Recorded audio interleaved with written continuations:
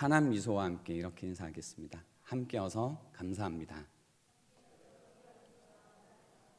네, 함께여서 감사합니다. 부활주일이 다가오고 있죠. 부활주일이 다가오면 교회들은 보통 예수님의 사명에 대해서 초점을 맞추어서 가르쳐 왔습니다. 예수 그리스도는 세상에 무엇을 위해 오셨는가? 무엇을 하시기 위해 예수 그리스도가 이 땅에 오셨는가? 라는 질문에 집중했습니다. 오늘 본문에 언급된 주의 종이라는 것은요, 이사야서에서 거듭해서 보여지는 신비로운 인물인데요, 신약 성경은 주의 종이 바로 예수 그리스도 되심을 확인시켜 주고 있습니다. 그러므로 이사야 42장 말씀을 통해 예수 그리스도가 무엇을 하시기 위해 이 땅에 오셨는지를 우리가 함께 살펴보는 시간이 되면 좋겠습니다. 오늘 본문 1절에 보시면요, 내가 붙드는 나의 종, 내 마음에 기뻐하는 자, 곧 내가 택한 사람을 보라. 내가 나의 영을 그에게 주었은즉 그가 이방에 정의를 베풀리라 라고 해서 왜 그리스도가 이 땅에 오셨는가에 대한 대답을 줍니다. 바로 정의를 베푸시기 위함입니다. 정의라는 말은요, 혼돈의 반대말입니다. 그래서 정의라고 하면 바른 자리에 둔다 또는 질서를 바로 세운다라는 의미가 됩니다. 그래서 우리가 정의라고 하면 일반적으로 어떤 이미지를 떠올리게 되냐면 악의 심판으로 이해하게 되죠. 왜 악의 심판으로 이해를 하시냐면 잘못된 것을 바로 잡는다라는 것이기 때문이죠. 그리고 관계적인 측면에서 볼 때도 바르지 않았던 관계를 바르게 둔다. 그래서 바른 관계를 맺는다라는 의미가 됩니다. 그래서 바르게 한다, 바른 관계를 맺는다, 질서를 바르게 세운다, 제자리에 둔다라는 의미가 있습니다. 그래서 그런 거 있잖아요. 쓰레기가 있어요. 쓰레기는 어디가 제자리일까요? 쓰레기통이죠. 근데 쓰레기가 쓰레기통에 있지 않으면 정의가 시행됩니다. 왜 쓰레기가 여기 있는 거야? 양말은 어디에 있어야 되나요? 신은 양말은 빨래통에 있어야 됩니다. 그래서 빨래통에 있지 않으면 누군가는 정의를 시행하게 됩니다. 그죠? 도대체 누가 여기에 벗어놓은 거야? 그래서 다 정의가 실현되는 모습이라는 겁니다. 그래서 정의라고 하면 바른 자리에 둔다, 질서를 다시 바로 세운다라는 의미로 이해하시면 되는데요, 이 정의를 베푸는 것, 정의를 세우는다라는 이 일은 왕이 하는 일입니다. 왕이 무슨 일을 하냐면 바로 이 정의를 바로 세우는 일을 하게 됩니다. 그래서 오늘 이 1절 말씀이 약간 아이러니가 담기게 되는데요, 주의 종인데 종이 왕이다라고 이야기를 하고 있습니다. 그래서 왕이 종이고 이 종이 왕의 역할을 한다라는 거죠. 이게 무슨 말이냐면 2절을 한번 보시면 이해가 되는데요, 그는 외치지 아니하며 목소리를 높이지 아니하며 그 소리를 거리에 들리게 하지 아니하며 라고 이야기를 하십니다. 그는 외치지 아니하고 목소리를 높이지도 않고 그 소리를 거리에 들리게 하지도 않는다. 그러니까 이 모습들은, 사실 묘사되어 있는 모습들은 왕이라고 하면 일반적으로 하는 모습입니다. 흔히 화려한 행차라고 이해를 하시면 되는데요, 이렇게 하지 않는다라는 거죠. 그래서 무엇을 의미하냐면 왕이긴 한데 겸손하고 온유하시다라는 그 모습을 여기에 담고 있습니다. 의미적으로 정리를 해보면 왕이 종의 모습으로 오신다, 왕의 역할을 종의 태도로 하신다라는 겁니다. 이 부분이 이해가 되셨을까요? 왕의 역할을 종의 태도로 하신다라는 겁니다. 그래서 겸손하고 온유하신 태도로 왕의 역할, 정의를 실현하시는 일을 하신다라는 겁니다. 이런 종의 태도가 필요한 이유가 있습니다. 왜 이 종의 태도가 필요하냐면요, 3절에 보시면 상한 갈대를 꺾지 아니하며 꺼져가는 등불을 끄지 아니하고 진실로 정의를 시행할 것이다 라고 하시죠. 여기 상한 갈대를 꺾지 아니하고 꺼져가는 등불을 끄지 않고, 그래서 바로 왕의 역할을 하는데 종의 태도로 해야 되는 이유가 상한 갈대 그리고 꺼져가는 등불을 다루어야 되기 때문입니다. 상한 갈대라고 하면 일반적으로 이제 신약 성경에 보면 예수님께 도움을 받기 위해 나왔던 사람들처럼 어떤 비참한 처지에 있는 사람들을 의미합니다. 그러니까 굉장히 연약하고 엄청 연약한, 그죠? 비참한 처지에 있는 사람들입니다. 그래서 꺼져가는 심지와 상한 갈대의 회복에서, 그 회복이라는 책에서 보면요, 리차드 심스라는 분이 이미지를 어떻게 그려줬냐면요, 이렇게 남편과 아내의 이미지로 이 상한 갈대 이미지를 그려주셨는데요, 매우 연약하고 비참한 처지에 놓여 있는 아내가 있습니다. 아내가 근데 굉장히 뭔가 연약한 상태에 있고 또 어떤 비참한 처지 가운데 있는 거예요. 그때 아주 친절하고 온유한 성품을 가진 남편이 자기에게 있음을 안다면, 그것을 생각한다면 그 연약함 가운데서도 비참한 처지 가운데서도 위로가 된다라는 이미지를 그려주셨어요. 어떤 이미지인지 이해가 되실까요? 그죠? 그래서 뭔가 비참한 처지에 있고 연약한 상태에 있는데, 그런 연약하고 비참한 처지에 있는 사람에게는 굉장히 친절하고 온유하고 부드럽고 겸손한 태도를 가진 사람이 필요하다라는 겁니다. 그래서 주님께서 왕의 역할을 하시지만 종의 태도, 종의 모습으로 오신다라고 성경이 표현하고 있습니다. 조금 더 자세히 살펴보면요, 이 상한 갈대에 대해서 저희가 한번 더 자세히 보려고 하는데요, 여기에서 상한 갈대에서 상한이라는 단어는 뭔가 충격을 받았다라는 겁니다. 그리고 압박을 받았다, 그로 인해 부서졌다, 깨어졌다라는 의미가 있습니다. 상한이라고 하면 부서진 갈대, 깨어진 갈대로 이해하시면 되는데, 조금 흠이 가는 정도가 아니라 산산이 부서지다, 산산조각나다라고 할 때 사용되는 단어입니다.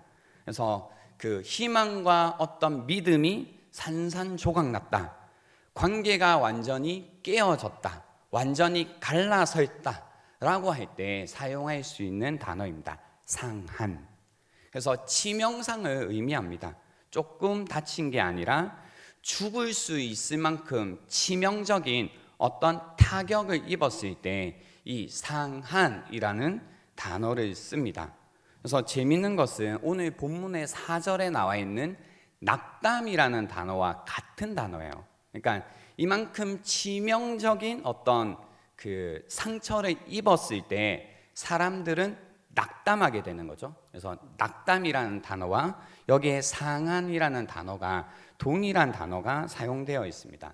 그래서 상한 갈대라고 하면 부러졌다는 겁니다. 완전히. 그래서 조금 줄기가 이렇게 끊어진 상태가 아니라 이 그 가지 자체가 꺾여져 있는 겁니다. 가지가 꺾여져 있기 때문에 어떻게 된 거냐면, 이게 만약에 밀이라면 가지가 꺾였기 때문에 더 이상 곡식을, 알을 맺을 수 없는 상태가 되었다는 거죠. 가지가 꺾여버린 거예요. 그래서 끝났다라는 얘기를 하고 있는 겁니다. 이 갈대는, 이게 벼라면, 이게 밀이라면 이건 이미 끝났다라는 얘기를 하는 겁니다. 다시는 어떠한 열매도 곡식도 맺지 못한다라는 말입니다. 그런 상태입니다. 끝이 난 상태. 다시는 그 어떤 것도 생산할 수 없는, 어떤 소망도 없는 상태를 가리키는 단어, 상한 갈대라는 겁니다. 여러분은 지내시면서 혹시 이런 충격, 이렇게 부서진 이런 상한 상태가 되어 보신 적이 없으신가요? 여러분의 삶이 산산이 부서지는 사건이 혹시 없었냐라는 겁니다. 그 부서짐 가운데 희망이 산산조각나고 여러분이 맺고 있던 관계라는 것이 완전히 갈라서는 깨어지는 그런 경험이 없으시냐라는 겁니다. 내 영혼이 죽어갈 만큼 치명상을 입고 낙담된 일이 없었냐라는 겁니다. 지내다 보면 별로 어렵지 않았던 관계인데 갑자기 알 수 없는 이유로 인해서 그 관계가 굉장히 복잡해지고 어느 순간 뒤돌아보니 완전히 깨어져 있을 때도 있습니다. 또 예상치 못했던 일이 일어나 내 삶이 완전히 상상조각 나 있고 이전에 품고 있던 모든 꿈이라는 것도 다 깨어져 있는, 그래서 이제는 낙담한 심정일 뿐일 때가 있다라는 겁니다. 그래서 그 가운데 우리의 심령들이 뭔가 항상 실패하는 인생인 것 같고 탈락하는 인생인 것 같을 때, 그래서 완전히 풀이 죽어서 살아가는 사람들이 있다라는 겁니다. 여러분뿐만이 아니라 주변을 둘러보면 이처럼 상한 갈대와 같이 살아가시는 분들이 많이 있습니다. 그 가운데 우리의 심령은 이런 생각으로 가득 차게 되죠. 결국 내가 안 되는구나 해서 더 절망하게 되고 무언가 도망가고 싶고 더 살고 싶은 소망을 잃어버릴 때가 있습니다. 때로는 내가 살아갈 자격이 없구나, 자신에 대한 자부심을 잃게 되고 스스로 땅을 딛고 서 있는 어떤 내가 가치조차도 없다고 느낄 때가 있습니다. 요즘 이제 청년들은요, 이런 마음이 찾아오면 나는 결혼할 자격도 없다, 나는 어떤 가정을 꾸릴 자격도 없다, 이런 마음들을 품기도 합니다.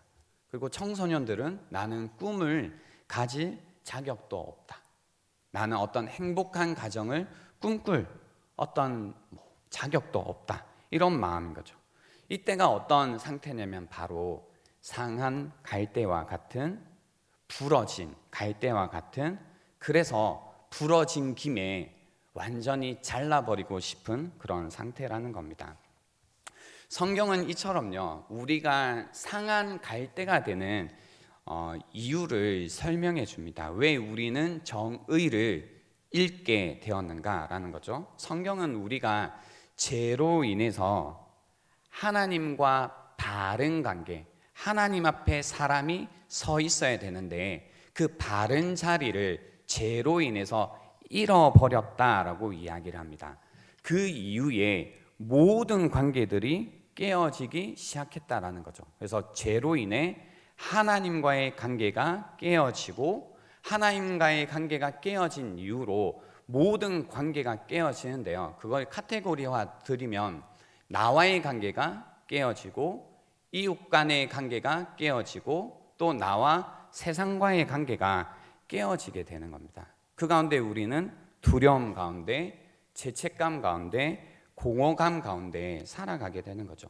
이런 두려움, 이런 죄책감, 이런 공허감을 느끼게 되면요, 이 부러진 갈대를 완전히 잘라버리고 싶습니다. 꺼져가는 심지를 그냥 꺼버리고 싶은 마음이 듭니다. 그래서 스스로의 어떤 삶을, 마음을 가학적으로 대하시는 분들이 있습니다.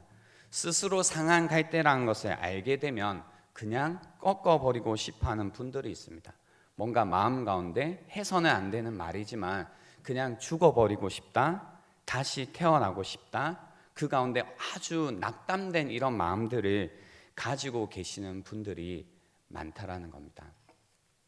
만약 이런 마음이라면, 이런 낙담한 마음이라면 우리가 부활주의를 앞두고 예수 그리스도께서 왜 이 땅에 오셨는지, 무슨 일을 하셨는지를 우리가 기억하는 것이 필요합니다.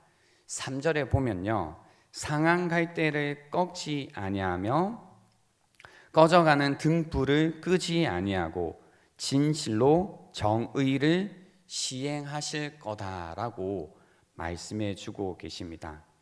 주님의 종, 주의 종이라고 불리는 예수 그리스도께서는요, 아무도 할 수 없는 일을 하신다라고 합니다. 예수 그리스도는 소망 없는, 낙담하고 있는 그 케이스를 다루신다고 하는 거죠. 상한 마음을 고치시고 상처를 싸매신다고 하시는 겁니다. 그래서 결국은 그가 오셔서 우리를 고치시고 다시 우리로 하여금 곡식을 맺게 하실 거다라는 겁니다. 소망 없는 자들을 다루신다는 겁니다. 연약한 자들을, 낙담한 자들을 고치시고 싸매어 주시겠다라는 겁니다. 그래서 시편 147편 3절 말씀에 보시면요, 상심한 자들을 고치시며 그들의 상처를 싸매시는 도다라고 하시고요. 또 이사야 61장 1절 말씀에서도 나를 보내사 마음이 상한 자를 고치며라고 예수 그리스도께서 이 땅에 오셔서 하시는 일을 우리에게 알려주십니다. 그렇기 때문에요, 마음이 깨어지신 분들, 마음이 꺾어지신 분들은 이 사실을 기억하셔야 됩니다. 만일 예수 그리스도께서 나를 꺾지 않으시고 내 인생을 끄지 않으신다면 나도 나의 인생에 대한 실망으로 나를 부러뜨리지 않아야 된다는 겁니다. 만약 그리스도께서 결코 상한 갈대를 꺾지 않으신다면, 꺼져가는 심지를 끄지 않으신다면 나도 나 자신을 꺾지 않아야 됩니다. 절망으로 나 자신을 끄지 않아야 된다는 겁니다. 끝까지 나를 회복시키시는 그 분이 이 땅에 오셨기 때문입니다. 그래서 4절에 이렇게 말씀하십니다. 그는 쇠하지 아니하며 낙담하지 아니하고 세상에 정의를 세우기에 이르리니 라고 말씀하십니다. 그는 쇠하지 아니하며 낙담하지 아니하고 세상에 정의를 세우기에 이른다라고 약속하시는 겁니다. 여기서 쇠하지 않는다라는 것은 꺼져가는 등불에서 사용되었습니다. 꺼져간다라고 할 때 이 쇠한다와 같은 단어입니다. 그래서 무언가가 약해지고 어떤 기능이 점점 사라지는 상태입니다. 그러나 그리스도께서는 결코 그분의 뜻이 꺼지지 않으십니다. 결코 우리를 향하신 그 구원의 뜻이라는 것이 사라지지 않으시는 겁니다. 절대 포기하지 않으신다라는 겁니다. 그리고 낙담하지 않으신다고 합니다. 여기에서 좀 전에 이미 설명을 드린 것처럼요, 이 낙담하다라는 게 상한과 같은 의미라고 설명을 드렸잖아요.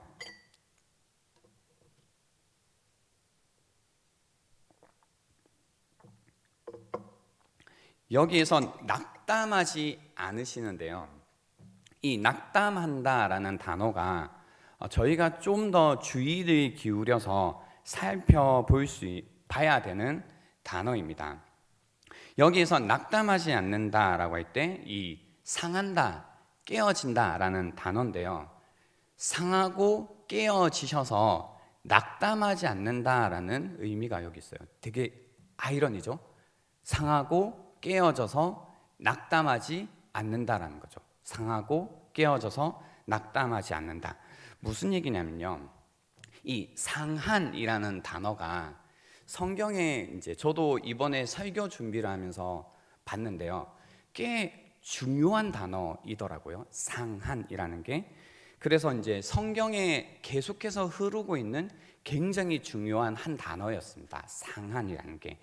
창세기 3장 15절에 보시면요, 이 상한이라는 단어가 나오는데요, 아담과 하와가 선악과를 이제 따먹은 다음에 하나님을 만나잖아요. 그때 하나님께서 이 하와에게 하시는 말씀인데요, 3장 15절에 보시면 내가 너로 뱀에게 하시는 얘기입니다. 여자와 원수가 되게 하고 내 후손도 여자의 후손과 원수가 되게 하리니, 다 하시는 말씀이죠. 여기에 보면 여자의 후손은 내 머리를 상하게 할 것이요 너는 그의 발꿈치를 상하게 할 것이니라 라고 해서 이 상한이라는 단어가 2번이나 여기 사용되었습니다.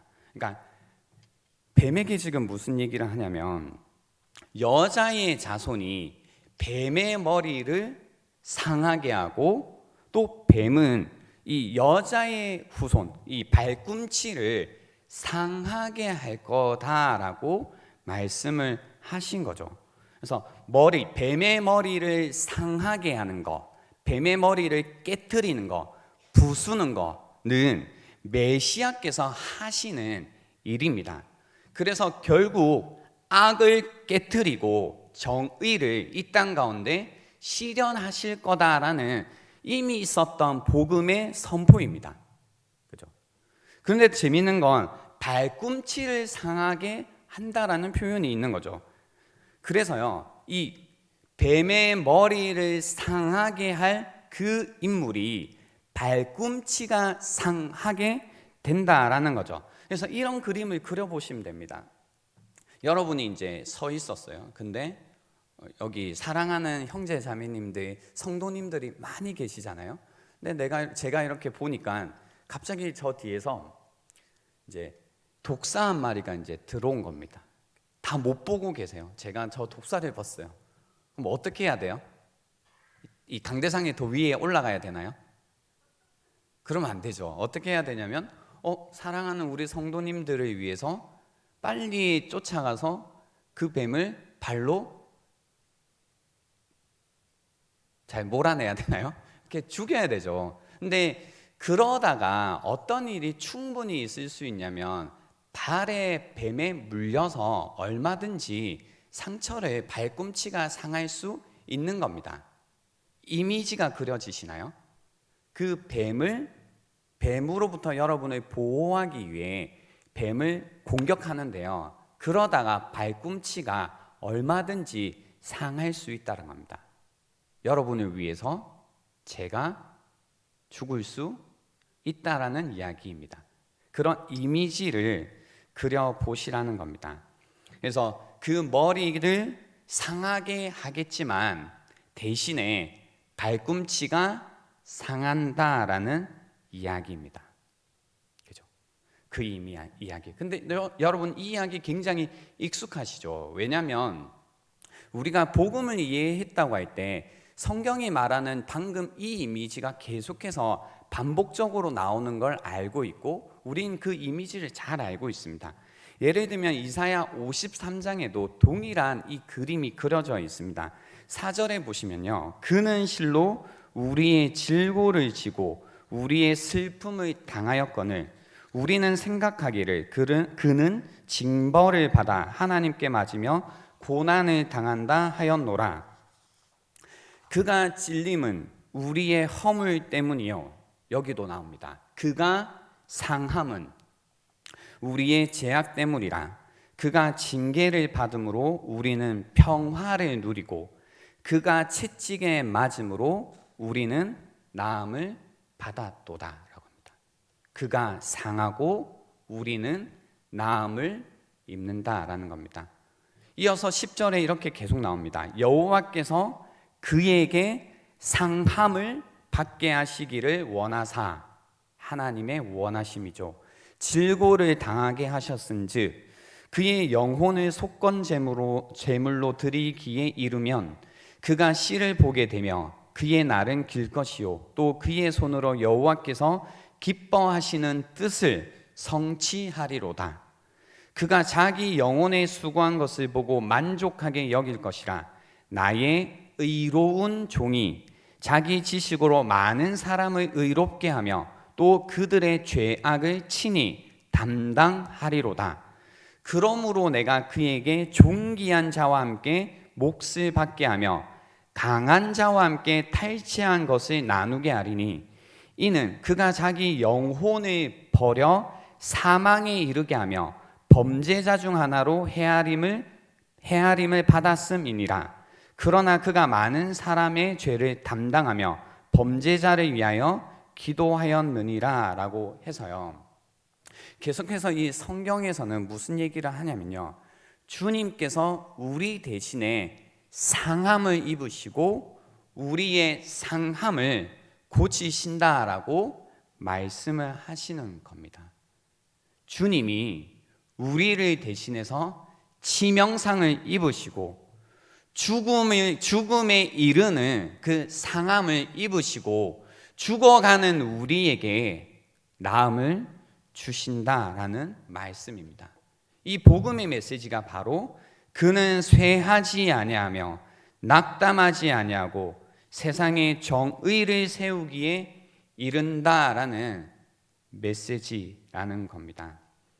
그래서 우리가 이 부활주의를 앞두고요, 뭔가 낙담한 마음 가운데, 소망을 잃어버린 마음 가운데, 뭔가 내가 무슨 살 자격이 있나, 무언가 더 이상 살 소망이 없다라는 이런 마음들이 있으시다면 오늘 이 복음의 메시지가 다시 한번 여러분의 심령 가운데 쟁쟁하게 울리는 시간이 되면 좋겠습니다.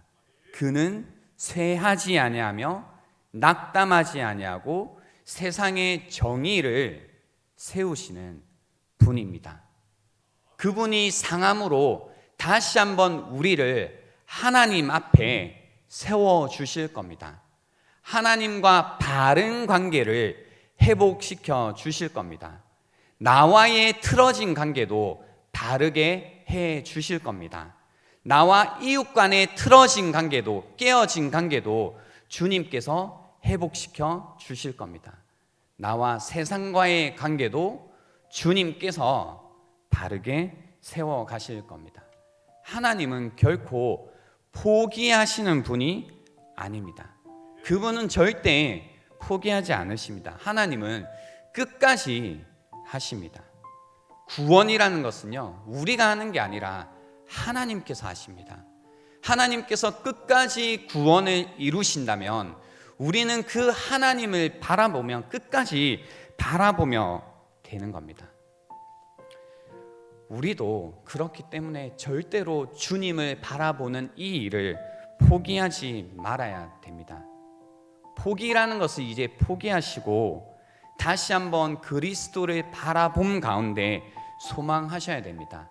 이 망한 인생에서 다시 소망하는 인생들이 우리가 되어야 된다라는 겁니다.